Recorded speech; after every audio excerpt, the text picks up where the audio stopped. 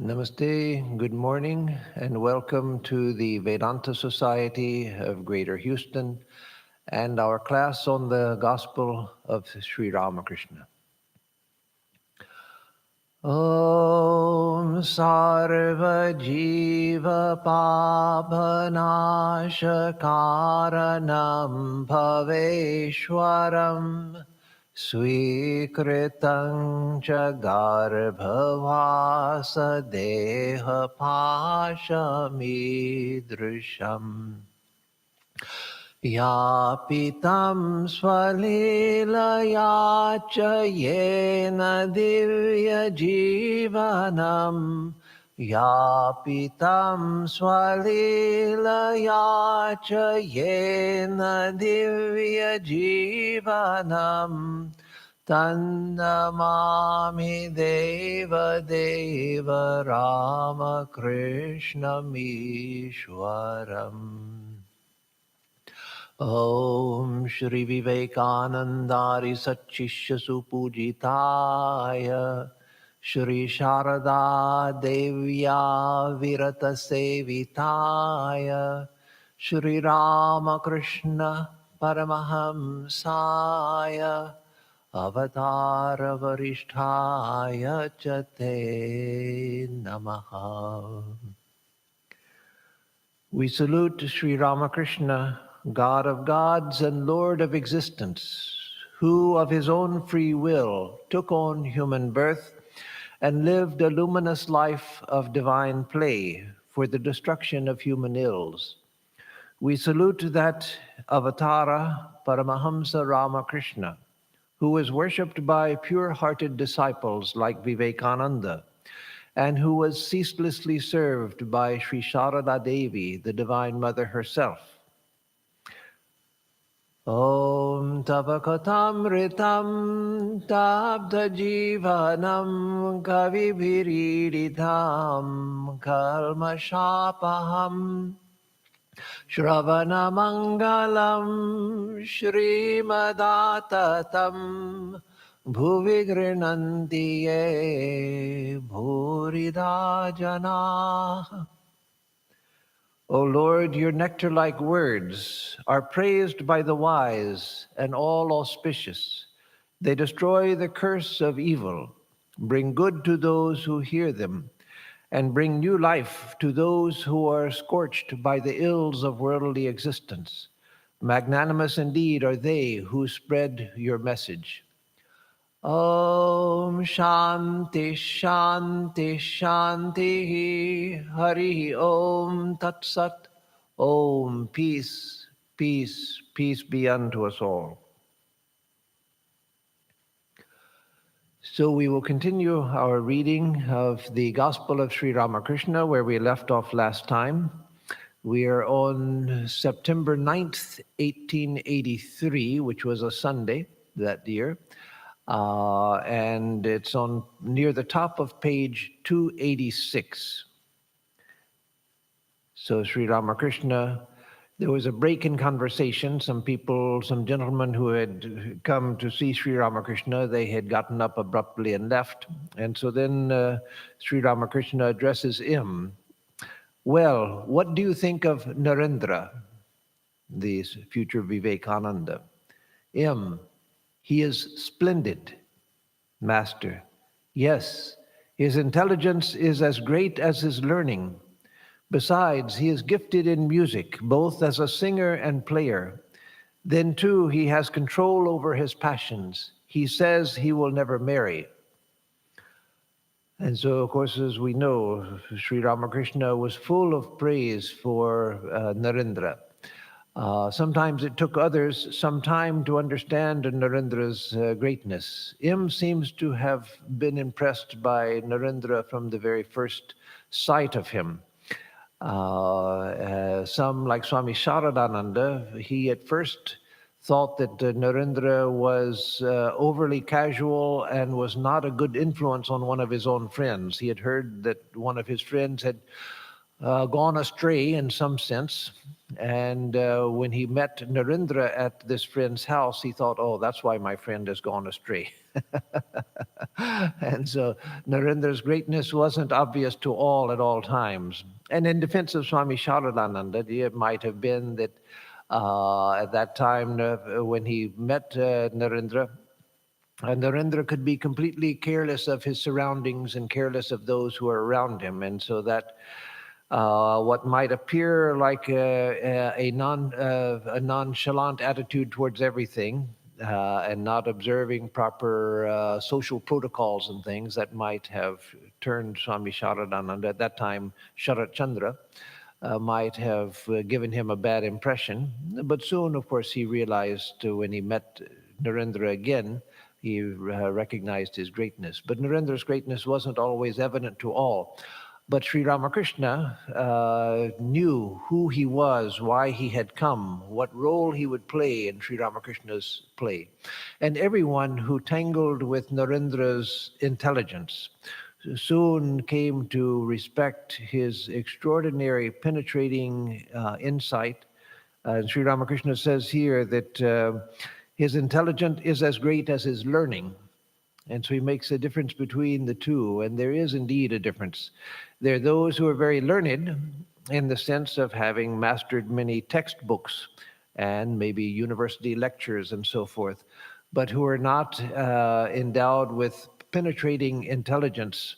They can repeat what they have learned from others, but their own intelligence is lacking. But Narendra was learned, that is, he was widely read.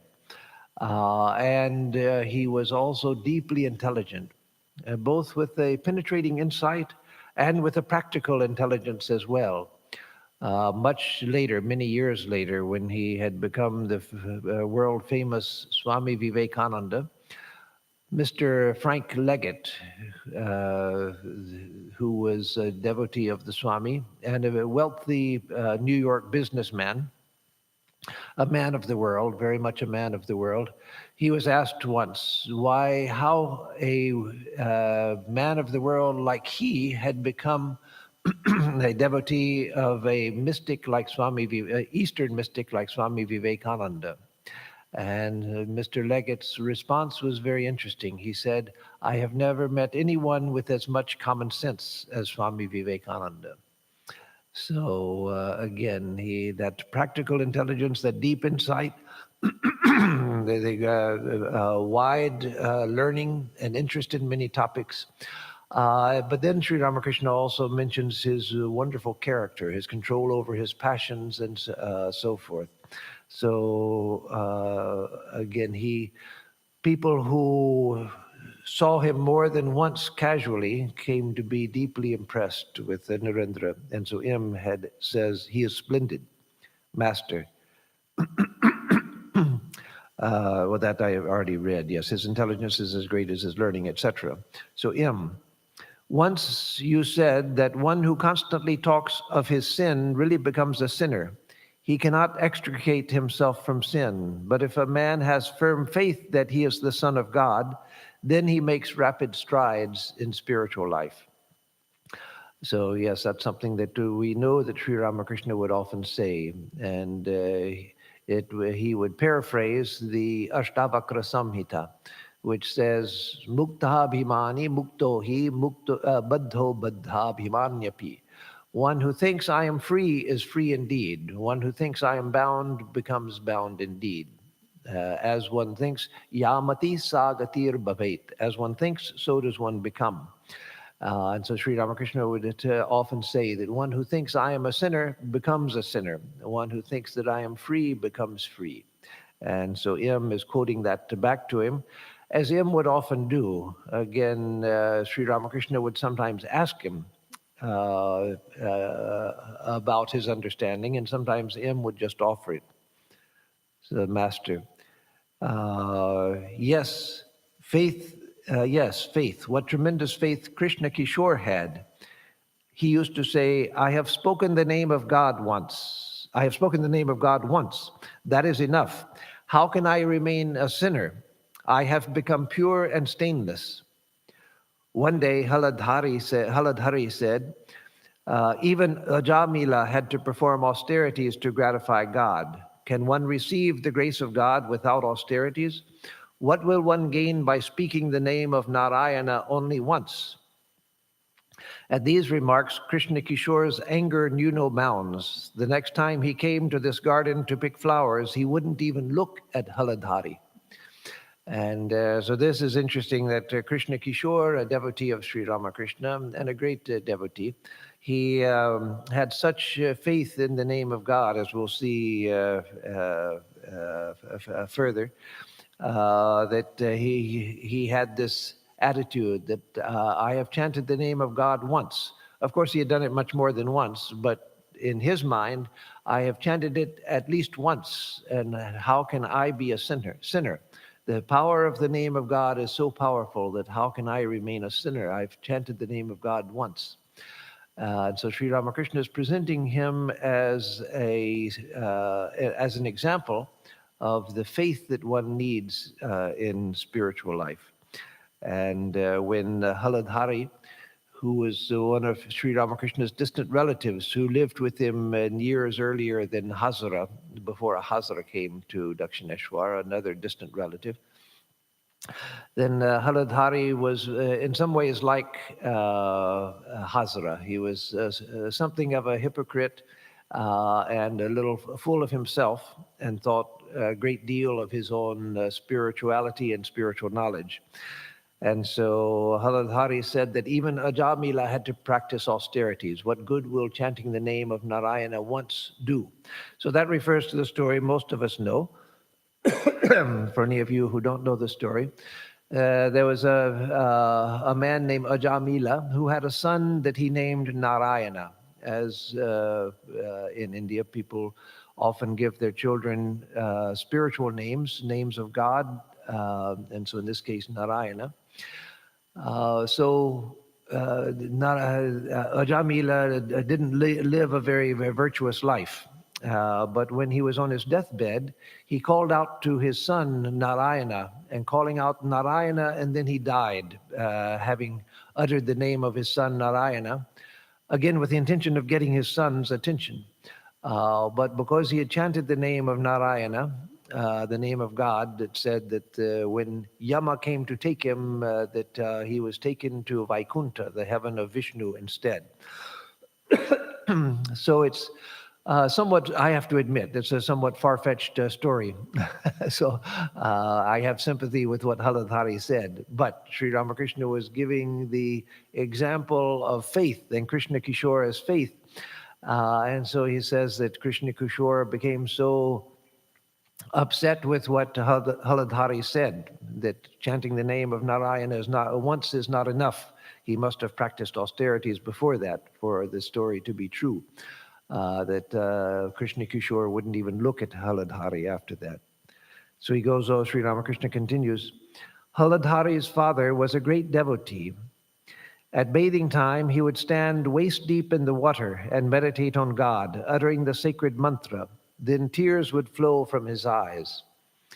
And so, yes, that was true of Sri Ramakrishna's father as well. Sri Ramakrishna in the village in Kamarpukur, he would go to the pond to take his bath, and he would stand in the water and recite the Gayatri mantra, and his whole chest would be flushed red with emotion, and tears would pour down his eyes. And so the father of Haladhari also was a great devotee. He continues, one day a holy man came to the bathing place on the Ganges at Aryadha. We talked about seeing him. Haladhari said, what shall we gain by seeing the body of a man, a mere cage made of the 5 elements? Krishna Kishore heard about it and said, what? Did Haladhari ask, what would be gained by visiting a holy man? By repeating the name of Krishna or Rama, a man transforms his physical body into a spiritual body. To such a man, everything is the embodiment of spirit. To him, Krishna is the embodiment of spirit, and his sacred abode is the embodiment of spirit. He also said, Krishna Kishore also said, a man who utters the name of Krishna or Rama even once reaps the results of 100 sandhyas. Sandhya is the morning and evening devotion that the Orthodox perform every day. And so repeating the name of Krishna or Rama even once, Krishna Kishore said, was equal to hundreds of sandhyas performed. So again, this was the example of Krishna Kishore's great faith. One of his sons, one of Krishna Kishore's sons, chanted the name of Ram on his deathbed. Krishna Kishore said, he has nothing to worry about. He has chanted the name of Rama. But now and then he, Krishna Kishore, wept. After all, it was the death of his own son. So again, these two things where he praises Krishna Kishore for his great faith that his son died chanting the name of Rama, and so he knew that my son, there's nothing to worry about my son. But he, at the same time, felt grief because it was, as Sri Ramakrishna says, after all, it was his son. And so sometimes he would weep because he had lost his son. But he also knew that his son had nothing to, there was no concern for his son. It was just that he had lost his son, so of course he felt sad about that. And that is true. When someone dies, we should feel sorry not for the person who died, because the person who died is all right. Their karma will carry them forward. And unless they're very bad people, then they will go forward. And even a bad person, whether they live or die, their life is fairly miserable anyway. But for an ordinary person, or a good person, if a person dies, the sadness is not for them. The sadness is for those of us who are left behind. So Sri Ramakrishna recognizes that. And he continues, nothing whatsoever is achieved by the performance of worship, japa, and devotions without faith. Isn't that so? So again, that idea that without faith, nothing is accomplished. So yes, sir, that is true. Master, I see people coming to the Ganges to bathe. They talk their heads off about everything under the sun. The widow dance says, without me, they cannot perform the Durga Puja. I have to look after even the smallest detail. Again, I have to supervise everything when there is a marriage festival in the family, even the bed of the bride and groom. Why should we blame them? How else will they pass the time? But that didn't dissuade Sri Ramakrishna. He continued with a smile. Some people have their shrine room in their attic. The women arrange the offerings and flowers and make the sandal paste, but while doing so, they never say a word about God. The burden of the conversation is, what shall we cook today? I couldn't get good vegetables in the market. That curry was delicious yesterday. That boy is my cousin. Hello there, have you that job still? Don't ask me how I am. My hurry is no more. Unquote. Sri Ramakrishna then continuing, just fancy, they talk of such things in the shrine room at the time of worship. So, of course, Sri Ramakrishna's standard was very high, and that's the standard that we should try to live up to. That is, when we're doing shrine work, we should try to keep the mind on the fact that I am preparing things for offering to the Lord. Let me be attentive to what I'm doing, and let me do it in the consciousness of what I'm doing. Let me keep my mind on spiritual things, because that's why I'm doing this work. That's why I'm serving God in this way, by making preparations. Yes, sir, it is so in the majority of cases. That is, people talking about everything except for God, even when they're doing shrine work. As you say, can one who has passionate yearning for God continue for formal worship and devotions for long? That is, Sri Ramakrishna used to say that when one gets passionate love for God, that is, that love which makes you forget everything else. So this doesn't mean once you get some devotion. It means once you have spontaneous, passionate love for God, where the mind can think of nothing else. then worship and such things fall away, because the mind can't attend to those things. One's mind is continually absorbed in God. Sri Ramakrishna and M were now conversing alone. M: Sir, if it is God himself who has become everything, then why do people have so many different feelings? Master: Undoubtedly, God exists in all beings as the all-pervading spirit, but the manifestations of his power are different in different beings. In some places, there is a manifestation of the power of knowledge. In other places, the power of ignorance. In some places, there is a greater manifestation of power than in others. Don't you see that among human beings there are cheats and gamblers, to say nothing of men who are like tigers? I think of them as the cheat god, the tiger god. So the intent of M's question seems to be that the question, if it is God himself who has become everything, then why do people have so many different feelings? Why is there so much diversity? If it's God that's become all of this, then why is it that everyone is so different one from another, and so different from God, that they're so forgetful of God, and etc. So Sri Ramakrishna explains that yes, though God is all-pervading and exists in all beings, but the manifestations are different. In fact, manifestation of the one reality, the one non-dual reality, manifestation means it has to become other than what it is in manifestation, or it has to appear as other than it is. And so that non-dual reality becomes multiplicity. That pure awareness becomes impure consciousness of diversity and so forth. That bliss, unending, unadulterated bliss becomes the ordinary happiness and sadness and so forth. And the unitary being becomes split into dualities. So undoubtedly God exists in all beings as the all-pervading spirit, but the manifestations of his power are different in different places. And that Sri Ramakrishna often would talk about.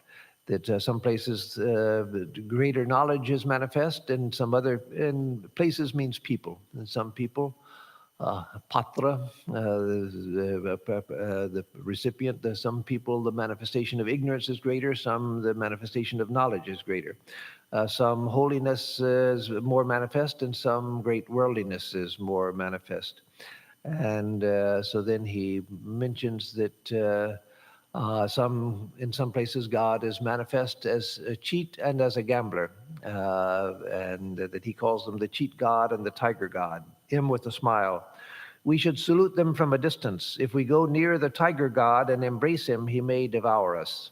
And so that was a restatement of a teaching that he had heard from Sri Ramakrishna, that Sri Ramakrishna would often say, that God is in all beings, but that doesn't mean that you should embrace the tiger god. You salute the tiger god from a distance.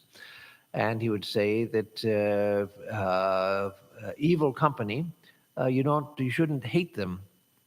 You shouldn't look down on them even. Recognize everyone as God, but recognize that some people's influence is harmful to you, and so you don't go near them. Keep your distance from people whose very presence is disturbing. And we all know that there's some people, their very presence is disturbing. The mind feels unsettled in their presence. And so don't look down on them, don't despise them, don't turn up your nose at them, but just recognize that here God is manifest in a form that is harmful to me, so I salute them from a distance, as I would salute the tiger from a distance. Master: he, that is God, and his power, Brahman and its power, nothing else exists but this. In a hymn to Rama, Narada said, O Ram, you are Shiva and Sita is Bhagavati, that is the Divine Mother. You are Brahma and Sita is Brahmani. So Brahma, the creator, and Sita is Brahmani. You are Indra and Sita is Indrani. You are Narayana and Sita is Lakshmi. O Rama, you are the symbol of all that is masculine, and Sita, all that is feminine. And so here, again, Sri Ramakrishna says at the beginning that he and his power, Brahman and its power, nothing else exists but this. So that's a key statement, an extraordinary statement, that there is nothing but Brahman and its power, or God and his power. That everything is that. Whatever we see, whatever we experience, is this mixture of a Brahman, pure consciousness, and the Shakti, which is one with that power, but out of which all of this manifestation comes. M. Sir, what is the spirit form of God like? The spirit form, that is God as formless spirit, which is all pervading. So M was always interested in that. You see, when he first came to Sri Ramakrishna asked him, do you prefer to think of God with form or without form? And M, being educated in the modern system of critical thinking, said, I prefer to think of God without form. And then even just a class or two ago, we saw where M had been thinking about the non-dual reality a great deal. And so now here also he's asking about the spirit form of God. Sri Ramakrishna reflected a moment and said softly, shall I tell you what it is like? It is like water. And then there are three dots, so we don't know what he said there. M apparently didn't reveal that, but he said, it's like water, and then he said something else. We don't know what it was. One understands all this through spiritual discipline. That Sri Ramakrishna would often say that it's only through spiritual practice we begin to understand these things correctly. Once a young man came and started talking to Sri Ramakrishna glibly about Brahman being the only reality, and Sri Ramakrishna was irritated with the young man and said, how can you understand what this means without spiritual practice? It is very easy to talk philosophy glibly, but unless you have spiritual practice, you won't know what the words mean. And so that's the intent here also. Sri Ramakrishna continues, believe in the form of God. It is only after attaining Brahma Jnana that one sees non-duality, the oneness of Brahman and its Shakti. Brahman and Shakti are identical, like fire and its power to burn. When a man thinks of fire, he must also think of its power to burn. Again, when he thinks of the power to burn, he must also think of fire. Further, Brahman and Shakti are like milk and its whiteness, water and its wetness. That is, two other things that can't be separated. So believe in the form of God. So that Sri Ramakrishna has come back to that. Again, he had told one or two or three classes back in the reading that we had, he had again encouraged him to have faith in the forms of God. And so here again, he's saying that. He obviously saw that there was something in M's nature that needed that in order for it to be fulfilled, needed the belief in the forms of God to be fulfilled. So he's encouraging him, even though M's conscious orientation, and because of his education, was towards the formless reality.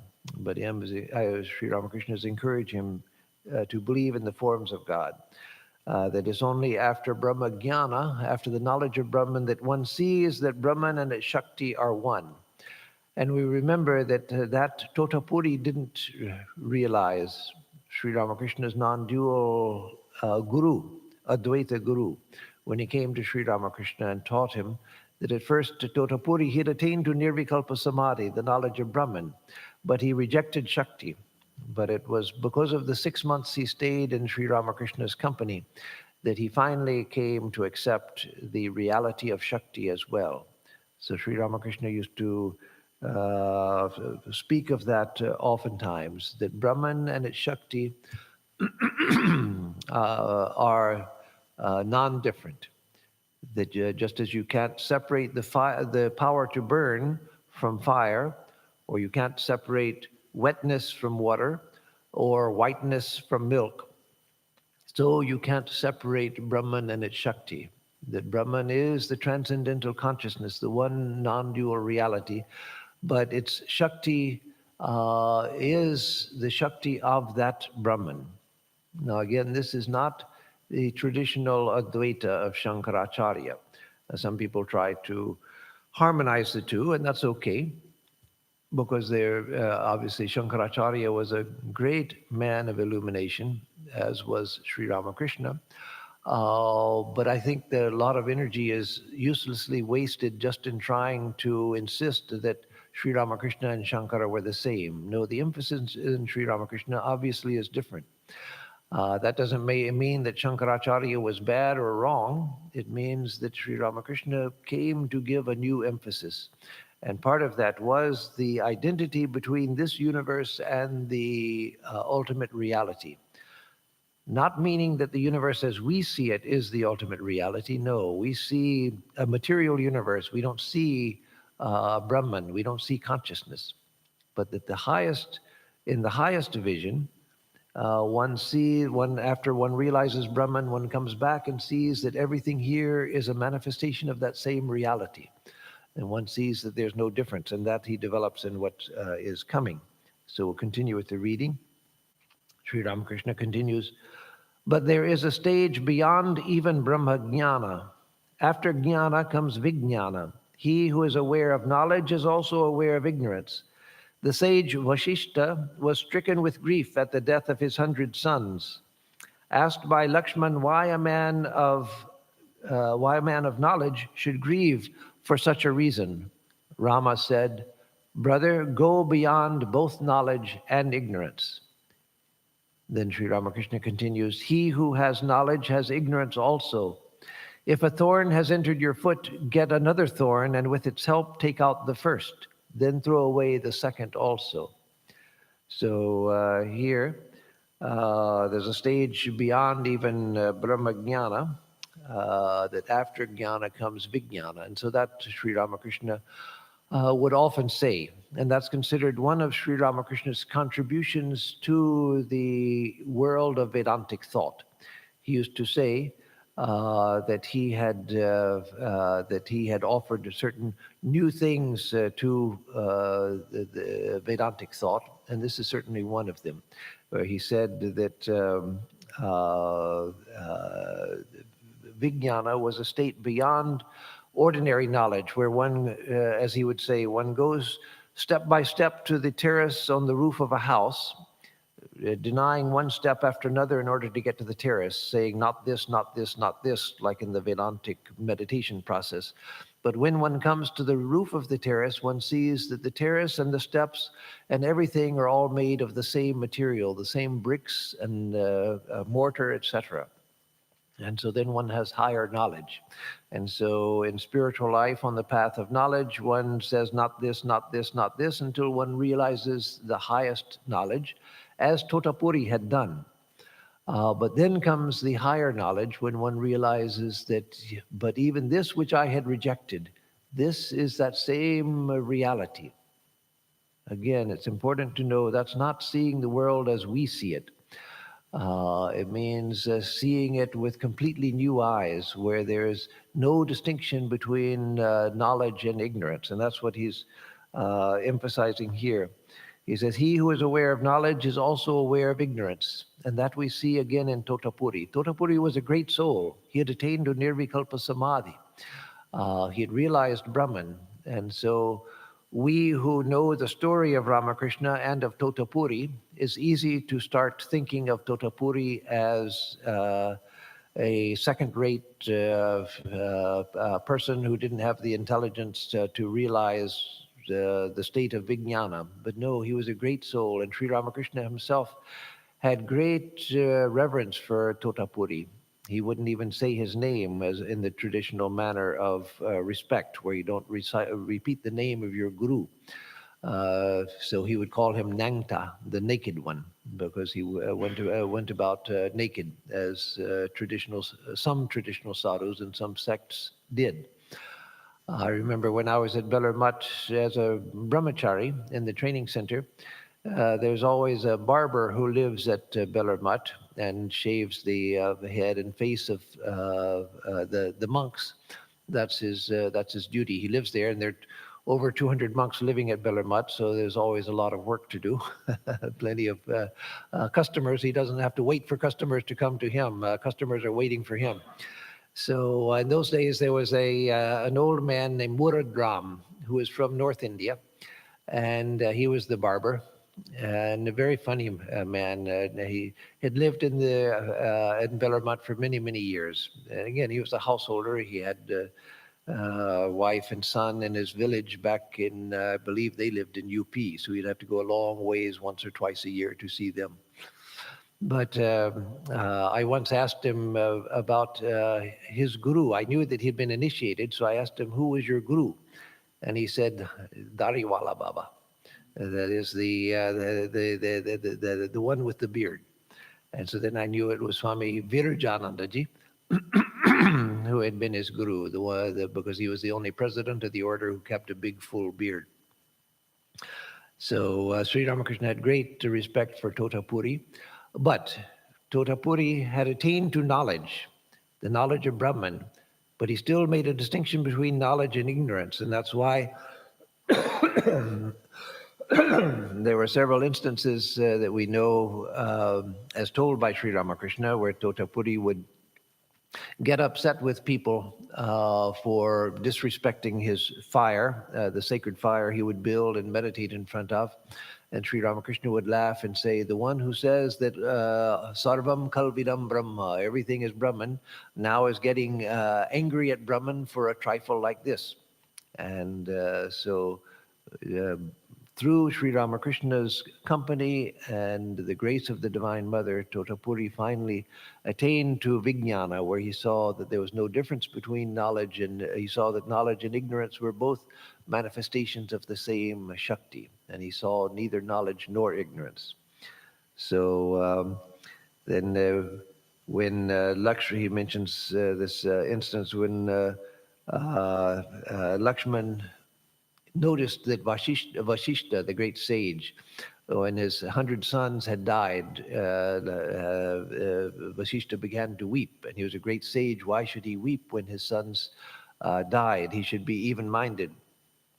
So then Rama explains to Lakshman that where there is knowledge, there's also ignorance. And so this was the suffering of ignorance, but you, O Lakshman, go beyond both knowledge and ignorance. So should one throw away both knowledge and ignorance? Master, yes. That is why one should acquire vijnana. You see, he who is aware of light is also aware of darkness. He who is aware of happiness is also aware of suffering. He who is aware of virtue is also aware of vice. He who is aware of good is also aware of evil.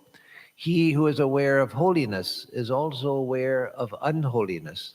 He who is aware of I is also aware of you. So that's a wonderful statement that Sri Ramakrishna says that we should go beyond knowledge and ignorance. Knowledge is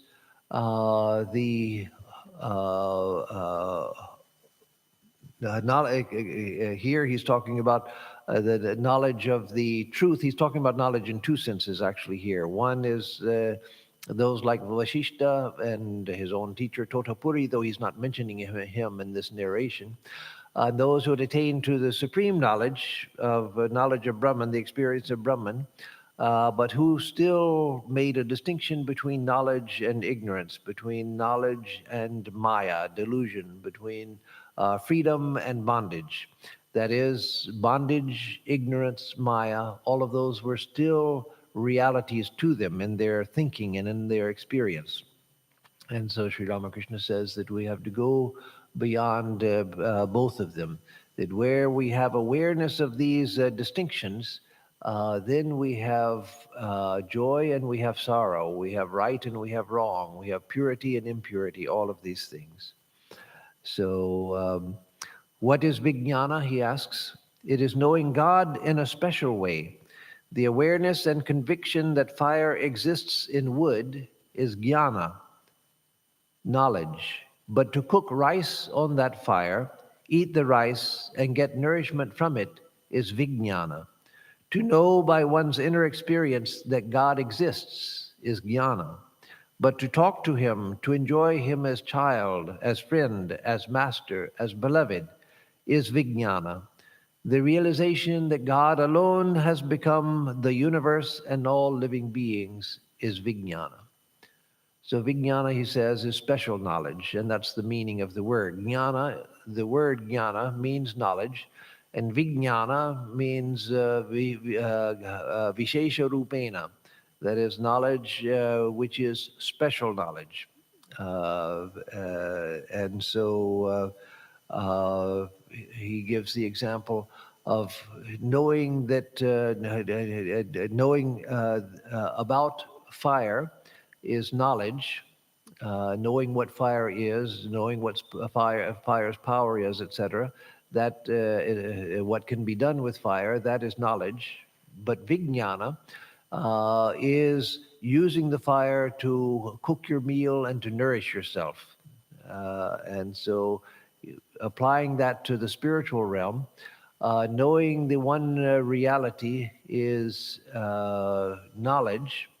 And again, that's very high knowledge. That's liberating knowledge that he's talking about. But yet there is a higher knowledge where there's nothing but reality. And even when one perceives this universe, one perceives it as a realm of pure consciousness, and one enters into the play of God. One enters into various relationships with God. So here he's not talking about a person on the path of bhakti, because they, like the person on the path of knowledge, are struggling to attain to devotion, as the jnani is struggling to attain knowledge. But here he's talking about one who has known the ultimate reality, become immersed in that reality, and there's nothing but reality. And then if the ripe ego, the ego of knowledge, if that comes back to the person after samadhi, then that ego enters into relationship with the infinite reality, where there's reality inside, reality outside. Everything is reality. But one can at that time enter into various relationships with God, where it again is not attempting to form a relationship. It's realizing the play of God through these relationships. According to one school of thought, God cannot be seen. Who sees whom? Is God outside you that you can see him? One sees only oneself.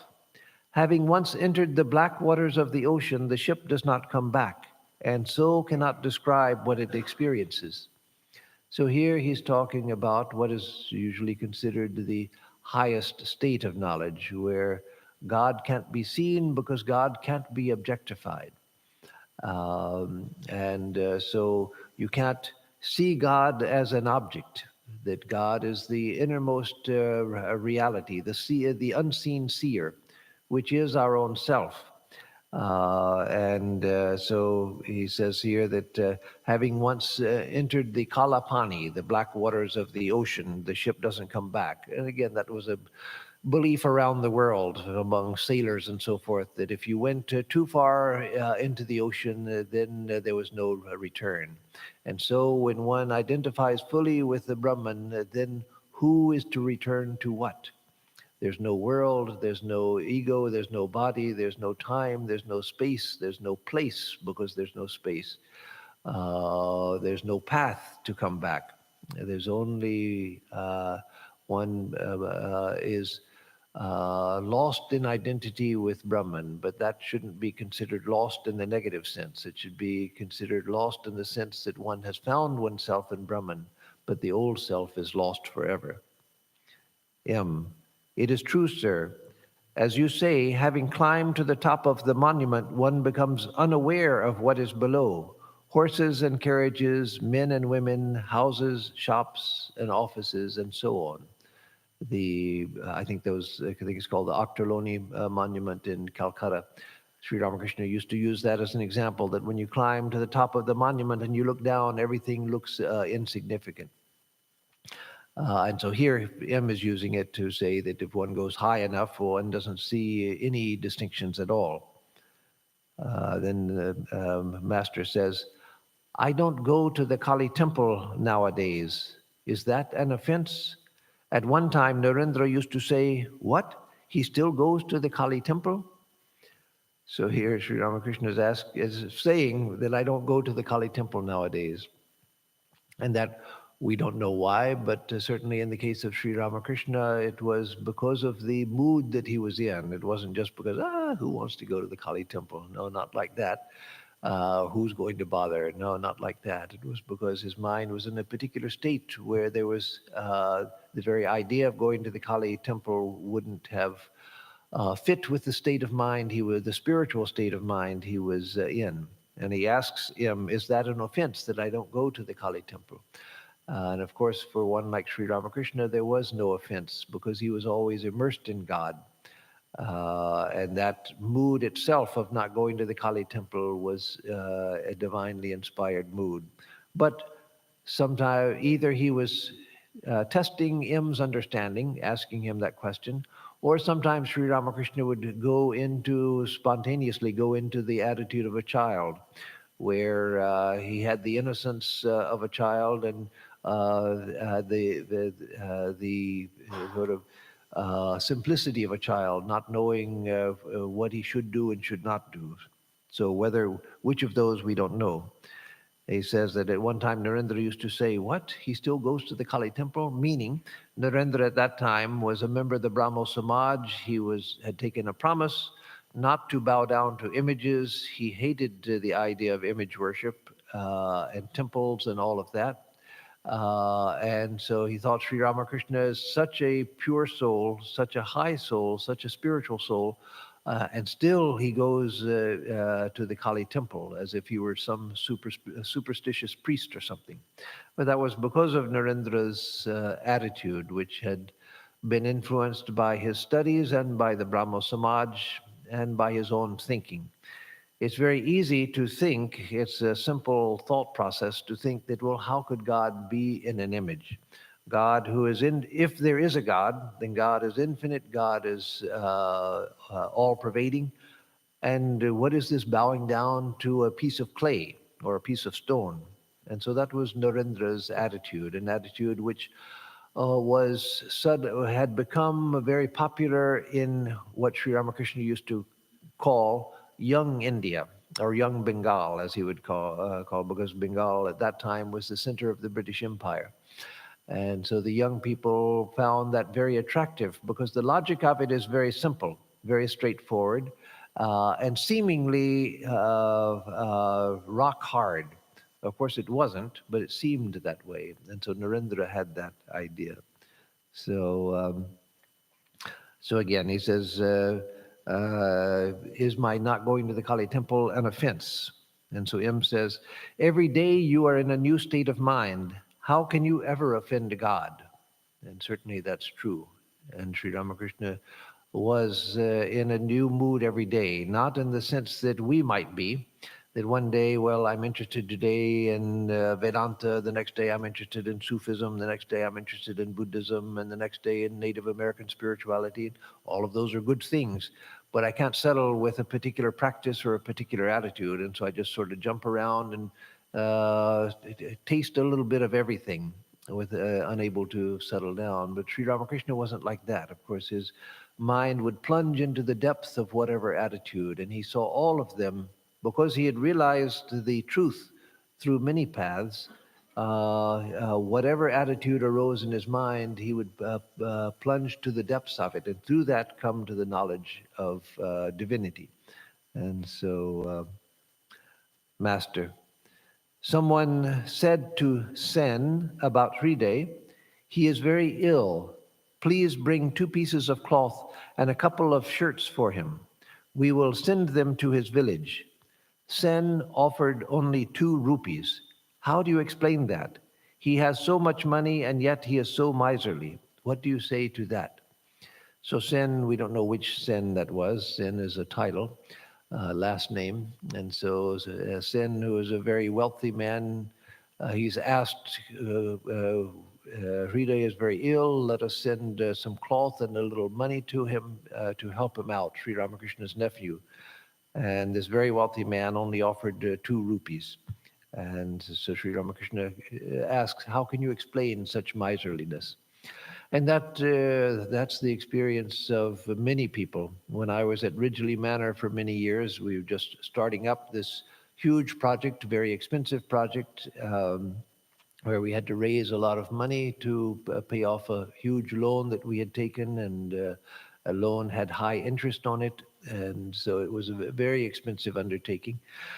And so the natural thought was that, well, those who are wealthy, those who have the means, then they will contribute more. But we found that no, it was middle class people who contributed the most money. Wealthy people would think 100 times before they gave anything. And middle class and even lower middle class people, they were extraordinarily generous.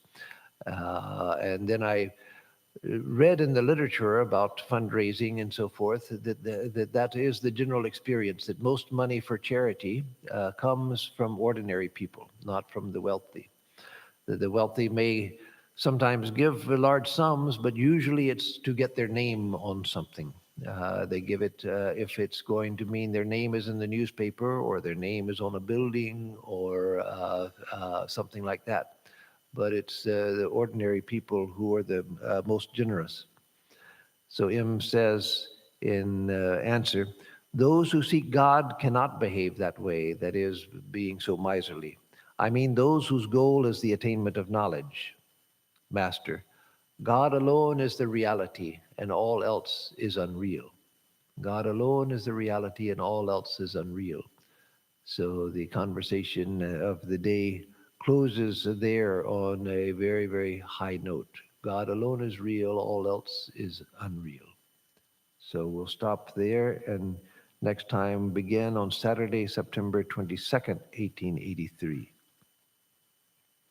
So let me give announcements, and then if there are any questions, I will take those.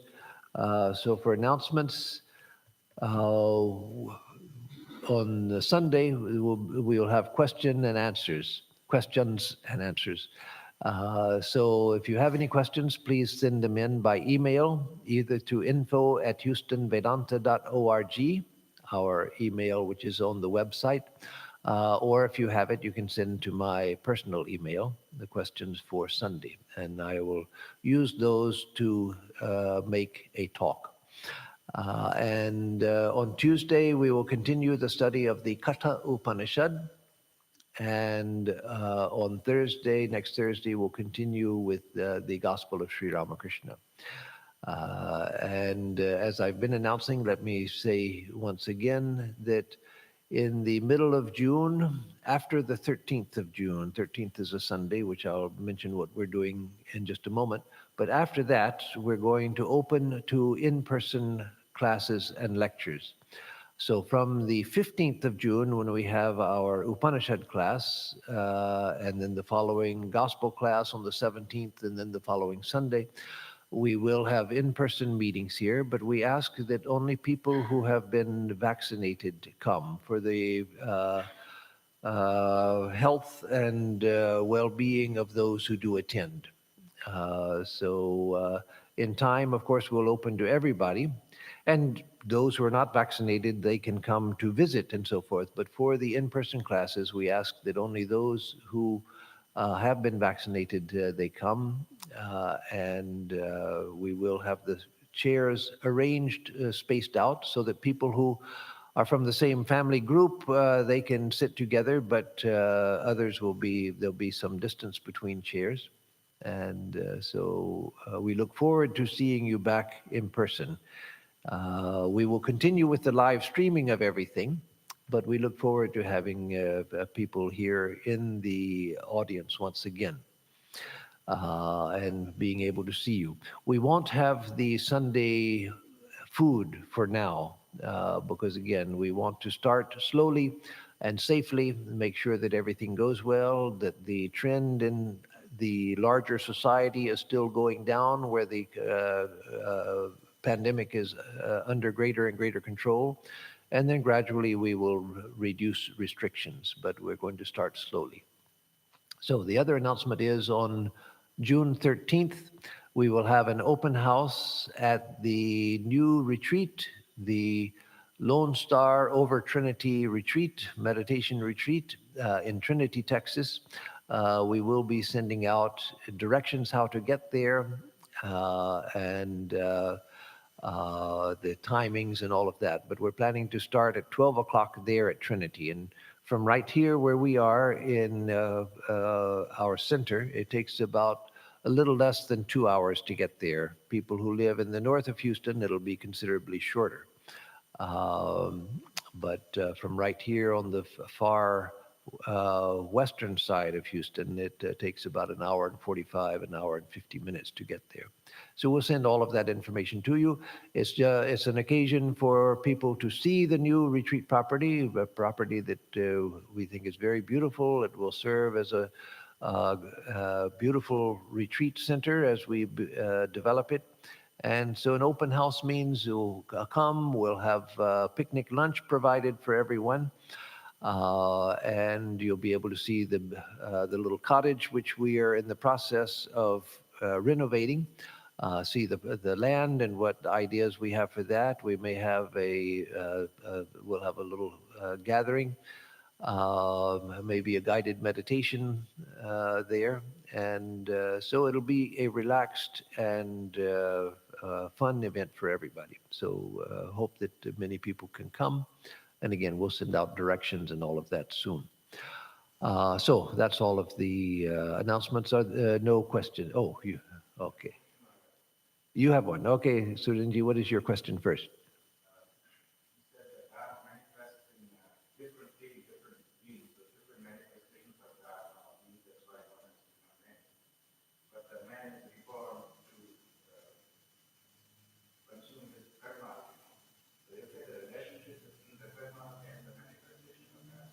So the question is that Sri Ramakrishna says that God manifests as all these living beings, but then from the standpoint of the living being, they are born because of past karma, and they make more karma, they have to work out their karma. And so what's the relationship between the person and their karma, their responsibility for karma, and the fact that God is manifesting in these different forms? So some more ignorant, some with more knowledge, some more virtuous, some less virtuous, and so forth. What's the connection between the individual's path and the fact that each one of us is a manifestation of God in different forms? So it's a very good question. We have to see that we're looking from two different directions. That's the only way to understand this, that both are true. Both are true. That God manifests as all living beings, but the living beings are not static, stationary things. Everything in this universe is dynamic. And so each one of us has our trajectory. We're performing actions, we're accumulating karma, we're exhausting karma through our experiences and so forth. And so that is true. Karma is true. The results of karma are true. The fact that we have to, that we make our own circumstances by our karma. But from another standpoint, it's God, the divine being itself. I say the divine being itself rather than God himself, because God is not he. God is he, she, it, everything. It's not limited to, God isn't a masculine patriarch. So the divine being itself manifests as all beings, but within that manifestation, each one of us is a dynamic subsystem which is going through karma. So yes, from the standpoint of God, everything is a manifestation of God, and everything happens by God's will. From the standpoint of the individual, we find ourselves as agents, karta and bhokta, agents of action and recipients of experiences, with a sense of autonomy. From a higher standpoint, that autonomy is just an appearance. That everything actually is happening by the will of the divine. But from our standpoint, there is the truth of karma. And so it depends on what standpoint we are in, how we will see things. So from the standpoint of the individual, yes, I can't deny karma because karma is always coming to me. It's like trying to deny that the wall is solid and trying to walk through it, just thinking, well, the wall is just a figment of my imagination, I can walk through it. And you find that you bump your head and fall down as a result of it. No, you have to respect the level of experience in which we find ourselves. And so in this level of experience, karma is real, and we can't escape it. We do something, the result comes to us. But from a higher standpoint, we see that all of this is just the play of God. So we have to be able to realize that there are these different levels of experience from which we see things. Let me give another example. It's not explaining the same thing as giving a parallel example to compare the two. Uh, from one standpoint, all of us here are in bondage. We're spiritually ignorant. We're trying to attain to the knowledge of God, but that is something that's in front of us as a goal. We're trying to get there, but we find ourselves spiritually ignorant and bound.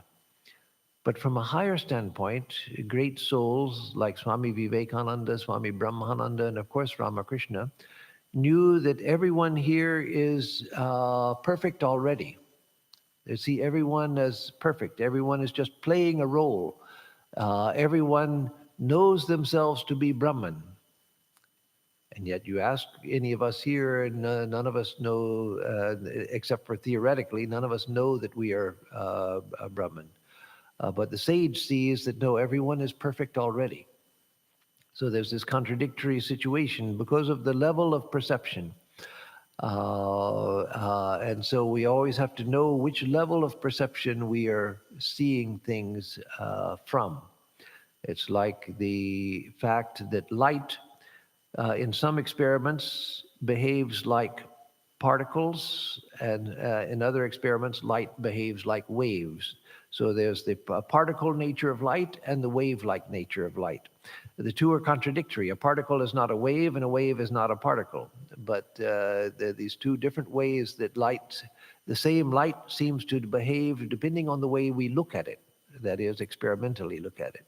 And so there are these different truths where they seem contradictory on the face of them, but that's only because we're only looking at them from one point of view. So karma is true. Everything happens by God's will. That also is true. Everyone is making their own karma, making their own destiny. That's true at one level, but it's also true that everything here is just a manifestation of God. So.